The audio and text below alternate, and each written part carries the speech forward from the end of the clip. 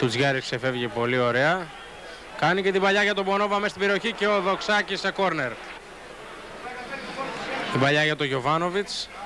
Νέα σέντρα του Ιουγκοσλάβου, κεφαλιά και έχουμε ο διαιτητής να ακυρώνει το goal σαν offside. Μια παλιά για τον Βαμβακούλα. Ο Βαμβακούλας στη σέντρα, ο Πλίτσης και χάνει μια μοναδική ευκαιρία ο Γρήμπιλας. Το κόρνερ από τον Πίτσο, ο Βαμβακούλας θα επιδείξει και το 0-1. Με την κεφαλιά του Βαμβακούλα έχουμε το 0-1 για τον Ιωνικό στο Καφτατζόγλιο μετά από αυτό το κόρνερ του Πίτσο. Φάση την οποία ξαναβλέπετε. Η φάση αυτή στο 42ο λεπτό. Ο Πίτσο το κόρνερ, ο Βαμβακούλας στην κεφαλιά και 0-1. Δεν νομίζω ότι αυτό που ήταν η δουλειά μου να βάλω γκολ όπως εγώ και οι υπόλοιποι παίκτες. Αυτό που μετράει ότι φέραμε το χ και σωθήκαμε και μείναμε στη μεγάλη κατηγορία. Ζήφκας. Η σέντρα του παίκτη Περακλείου. Ο Πονόβας προσπαθεί. Έχουμε κάποια χέρια εκεί. Ο Δημόπουλος στο γυριστό. Τελικά ο Μανδραφλής θα απομακρύνει. Κοντράρι στον Πονόβα η μπάλα. Αναστασιάδης, Γιώργος Παπαδόπουλος. Ένα γύρισμα εκεί που είναι ο Δημόπουλος που στο πάρει και κάνει το 1-1. Ο Θανάσης Δημόπουλος στο 11ο λεπτό στη φάση που ξαναβλέπετε. Δέχεται την μπάλα μέσα στην περιοχή του Ιωνικού. Στο πάρει και κάνει το 1-1.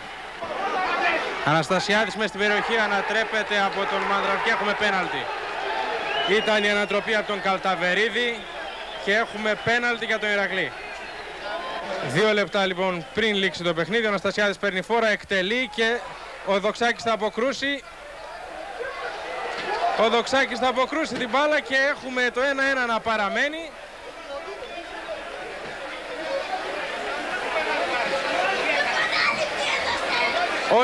Ο διαιτητής έχει δώσει επανάληψη και ρίχνει μια κόκκινη κάρτα. Πρέπει να είναι στο Μανδραφλή η κόκκινη κάρτα. Δεν μπορώ ίσως να βρω λόγια να σας πω τι ένιωσα εκείνη τη στιγμή. Απλά προσπάθησα να ηρεμήσω τον εαυτό μου μέχρι εκεί που δεν μπορεί να ηρεμήσει άνθρωπος, γιατί ήξερα όλα θα παιχτούν στην εμπειρία του παίχτη που το βαρούσε και στη δικιά μου. Κύριε Κόβαλικ, πώς αισθάνεται ένας προπονητής όταν η ομάδα του μέχρι την τελευταία αγωνιστική μάχεται για να γλιτώσει τον υποβιβασμό? You see, to understand how we feel, all of us in our club, you must go back some months ago when we're the only team that was sure to go down to the second division. We had no points. Για να απαντήσει κάποιος πρέπει να ξεκινήσει ιστορικά.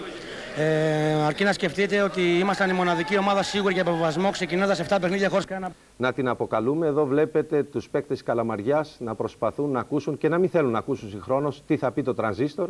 Η διαδικασία από τα 11 βήματα, όπως έχουμε συνηθίσει να την αποκαλούμε, δημιούργησε ατμόσφαιρα γλυκιάς αγωνίας στη Νέα Φιλαδέλφια, όπου οι ποδοσφαιριστές της Καλαμαριάς περίμεναν ακούγοντας το τρανζίστορ να ευστοχίσει ο Αναστασιάδης. Στο Καφτατζόγλιο το άγχος για τους ποδοσφαιριστές του Ιωνικού έφτανε σε καταλυτικό τον Εύρον Ζενίθ. Ο Αναστασιάδης πήρε φόρα, τον βλέπουμε εδώ, σούταρε και ο Δοξάκης αποκρούοντας, προσέξτε τη φάση, το σώμα του πώς γυρνάει, κράτησε την ομάδα του στην κορυφαία κατηγορία. Η αντίθεση των συναισθημάτων μεταξύ Νέας Φιλαδέλφειας και Καλαμαριάς σημάδεψε το φινάλε του πρωταθλήματος. Εδώ βλέπουμε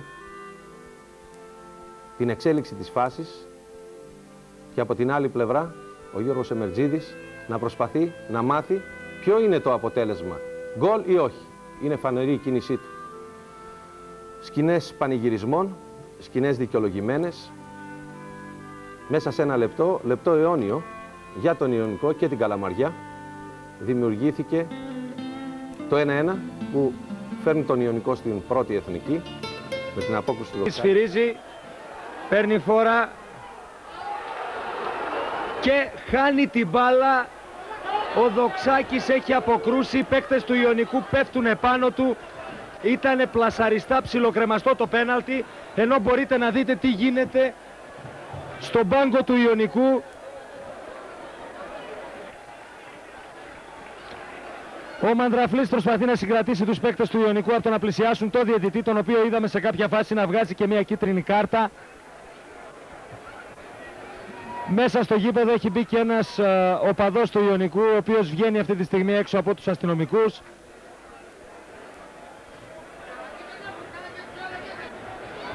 Βλέπετε τι γίνεται εκεί.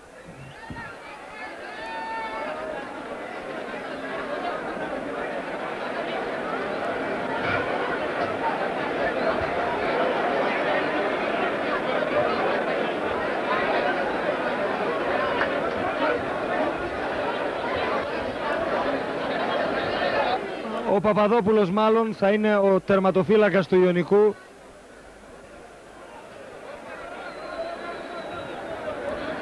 Κάτω από τα δοκάρια του Ιωνικού κάθεται ο Παπαδόπουλος, έχει φορέσει τη φανέλα με το νούμερο 1. Το κόρνερ για τον Ηρακλή εκτελείται. Μπορείτε να δείτε το Δοξάκη στην καταπακτή, είναι γυμνός και παρακολουθεί το παιχνίδι ανάμεσα σε κάποιους αστυνομικούς. Το κόρνερ εκτελείται τώρα, κεφαλιές, τελικά ο Βογιατζής θα διώξει την μπάλα έξω από την περιοχή. Πλίτσης για το Ζίβκα, δραματικά αυτά τα τελευταία λεπτά εδώ στο Καφταντζόγλιο. Η μπάλα είναι για το Σοφιανό που τη γυρίζει στον τερματοφύλακα του Μανώλη Παπαδόπουλο.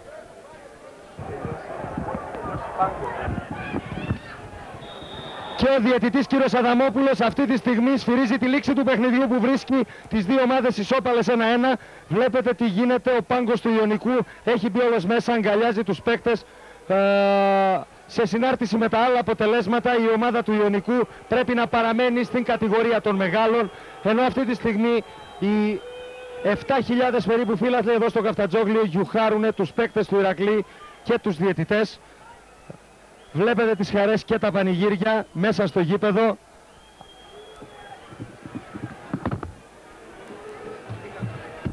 Δημήτρη Δοξάκη, πώς είδες το παιχνίδι και τι αισθάνεσαι σε αυτό το τελευταίο παιχνίδι που κρίθηκαν όλα και ο Ιωνικός έμεινε στην κατηγορία των μεγάλων?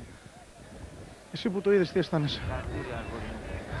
Μπορείς να το ξαναζήσεις αυτό το παιχνίδι? Θα ήθελα ποτέ στη ζωή μου να ξαναπαίξω ένα τέτοιο παιχνίδι.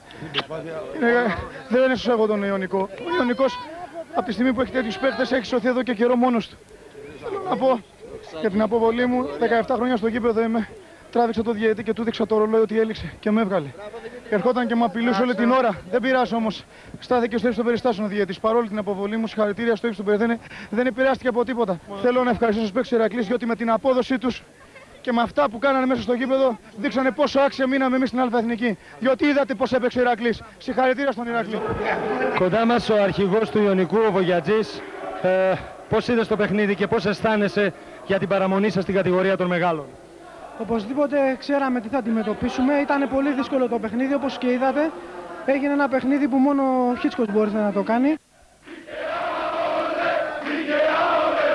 Οι παίκτες του Ιωνικού που πανηγυρίζουν δικαιολογημένα την παραμονή τους στην κατηγορία των μεγάλων.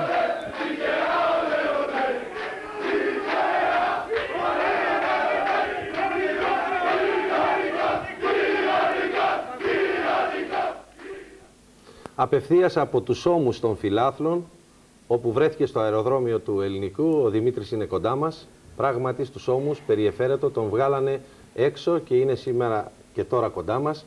Μόνο μία ερώτηση, τι μπορεί να νιώσεις, αν θυμάσαι τι ένιωσες, όταν βρέθηκες στα 11 βήματα απέναντι με το Χάρο? Η ψυχούλα μου το ξέρει αυτό.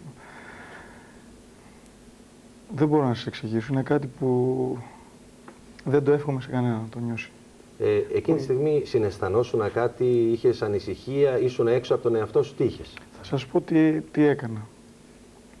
Λέω, όπως και να έχει, 17 χρόνια μέσα στο γήπεδο, το κορμί σου πρέπει να έχει μάθει να αντιδρά μόνο του.